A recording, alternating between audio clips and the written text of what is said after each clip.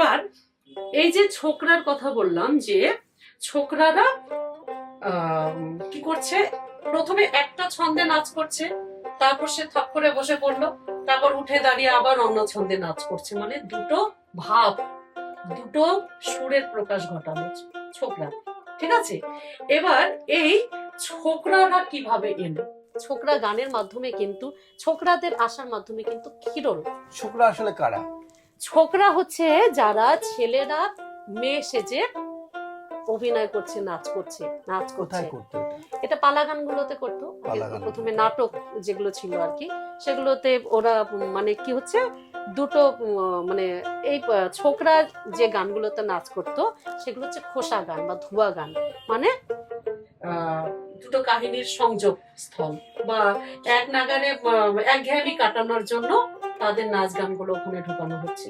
ঠিক আছে, তখন তারা নাচ করতো।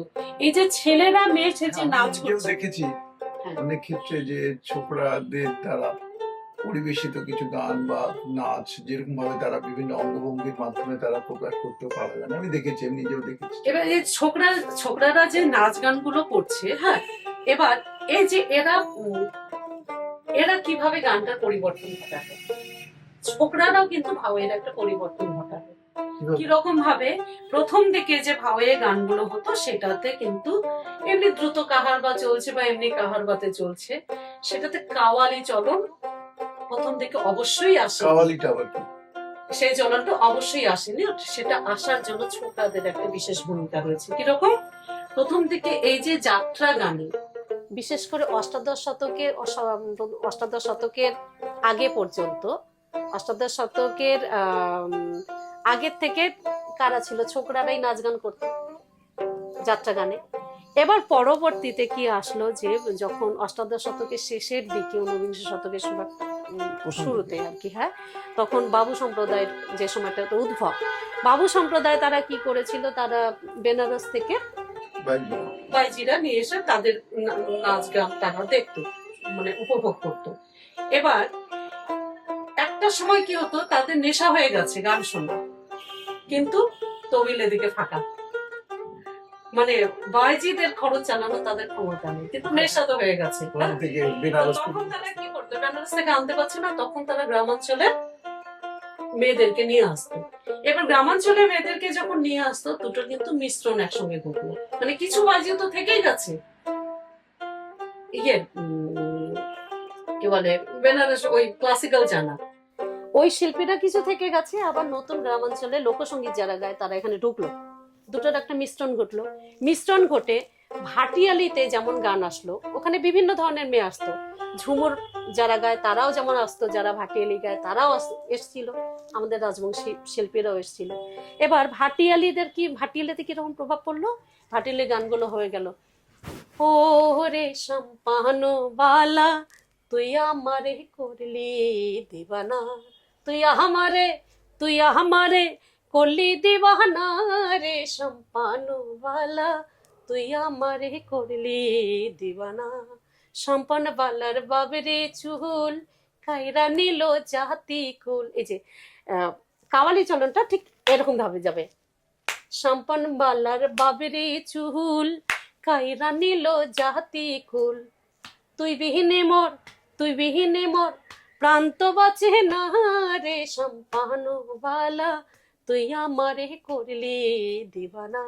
ভাওয়ে কি আসলো? ভাওয়াতে তোমরা জানিলে না, তোমরা শুনিলেন না, আরে জলে গেলেন মনের আগুন নিভিয়ার গেলেন না, আরে জলে গেলেন মনের আগুন নিভিয়ার গেলেন না, বন্ধু নয়নের কাজল তিলেক দণ্ড না দেখিলে মনে হয় রে পাগল, বন্ধু আর জ্বালাইবে না, বন্ধু মোর মনে যে মানে না, আরে জ্বলে গেলেন মনের আগুন নিভিয়ার গেলেন না। দেখালেন যেখানে এখানে সাথে কিভাবে বন্ধু নয়নের কাজল তিলেক দণ্ড না দেখিলে, মানে অফে চলছে, ঠিক আছে। একই রকম ভাবে ওই যে ক্লাসিক্যালের প্রভাব আসলো ঝুমুরের মধ্যে। ঝুমুরে কিরকম, যাকর ঘুগি তাকর মাছ মিছাই কর সাত পাঁচ রিভাই রিজ ফুর্তি কর মনের সুখে মনরে বেহুসলে ঘিরে বিবেকে দুঃখে। মানে এই ঝুমুরের মধ্যে এই পরিবর্তন আসলে, যে পরিবর্তন আমরা দেখলাম হাওয়াইয়ের মধ্যে, যে পরিবর্তন ভাটিয়ালের মধ্যে, সেই একই পরিবর্তন হলো ঝুমুরের মধ্যে দেখলাম।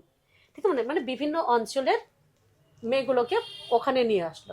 এবার এই যে যখন মানে তাদের নাচঘরের মধ্যে এই গ্রামাঞ্চলের মেয়েগুলোকে যখন নিয়ে আসলো, এই মেয়েগুলো একটা সময় তাদের বাবুদের কিন্তু মানে এই মেয়েগুলো বেশি দিন ওখানে স্থায়ীভাবে থাকতে পারলো না, কারণ বাবুদের তো তখন নতুন আরো মেয়ে চাই। তাহলে এই মেয়েগুলো যাবে কোথায়? এই মেয়েগুলো তো সমাজ গ্রহণ করবে না, নিজের বাড়িতে আর নিজের জায়গায় ফিরে যেতে পারছে না। তখন তারা কি করলো? তখন কিন্তু তারা এই লোকপালা গানগুলোতে, লোকযাত্রা গানগুলোতে ওরা ঢুকে গেল। এবার এই যাত্রা গানগুলোতে আগে তা কারা নাচ করতো? ছোকরারা করতো। এবার যাত্রা দলের যে মালিক, সে দেখলো যে আমার মেয়ের অভিনয়ের জন্য আমি মেয়েকে পাচ্ছি, নারী চরিত্রে অভিনয়ের জন্য আমি একজন নারীকে পাচ্ছি, তাহলে ওই ছেলেটাকে সে নেবে? ছেলেটাকে আমার মেয়ে সাজাবে? তাহলে তো যুগের সঙ্গে তাল মিলিয়ে চলতে পারবে না, তাই তো? তখন এই মেয়েগুলো ঢুকে যাচ্ছে। এবার কি করলো? ওরা কিন্তু ওই যাত্রা দলের ছোকরাগুলোকে বাদ দিতে শুরু করলো। এবার কি বলছি যে এই যে মেয়েগুলো নাচঘরের থেকে এসে যাত্রা দলে ঢুকলো, এবার যাত্রা দলে ছিল ছোকরারা। এই ছোকরারা কি করলো? এদের থেকে কিন্তু এই চলনটা পেয়ে গেল। ঠিক আছে, এই যে এইভাবে তালি দেওয়া, কোমরে ঘাগরা পরে হাওয়াই গানের মানে কিরল গানগুলোতে বিশেষ করে যে কোমরের ঠমকে ঠমকে চলনের একটা নাচ, ঠেকুরে ঠেকুরে নাচে, হ্যাঁ, এই বিষয়গুলো কিন্তু এই ক্লাসিক্যাল থেকে, মানে ক্লাসিক্যাল ওই যে বেনারসের ঘরানার থেকে আমাদের রাজবংশী বা লোক শিল্পীরা যারা নাচ করে এলো, তাদের মাধ্যমে ওখান থেকে গেল ছোকরা। তো যথারীতি যাত্রা দলের যার মালিক, যে সে যদি নারী চরিত্রের জন্য নারীকে পায়, তাহলে ওই ছোকরাকে রাখবে? নিশ্চয়ই রাখবে না। তো এই যে রাখবে, এবার ওই ছোকরারা কোথায় যাবে? ততদিনে তো তারা অর্ধেক মেয়ে হয়ে গেছে।